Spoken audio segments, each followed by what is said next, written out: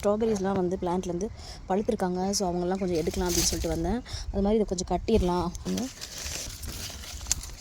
நல்ல விளைச்சல் இந்த தடவை. இந்த மண்ணில் பட்டு சில நேரம் அப்படியே கெட்டு போயிடும்.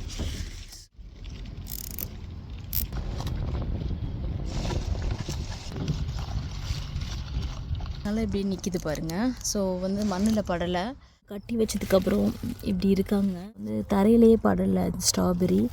ஸோ அப்படி எடுத்துக்கலாம். சூப்பராக இருக்குது பாருங்கள். நான் ஏற்கனவே பறித்ததும் வீட்டுக்குள்ளே வச்சுருக்கேன். பழம் இப்படி பறிச்சிட்டேன் செங்காயா.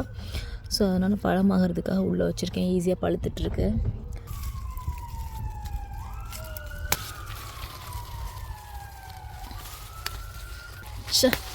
தப்பாக பறிச்சிட்டேன் பாருங்கள், எப்படி பறிச்சிட்டேன் பாருங்கள். இந்த ஸ்ட்ராபெரி எல்லாமே நம்ம வீட்டில் பறித்தது தான்.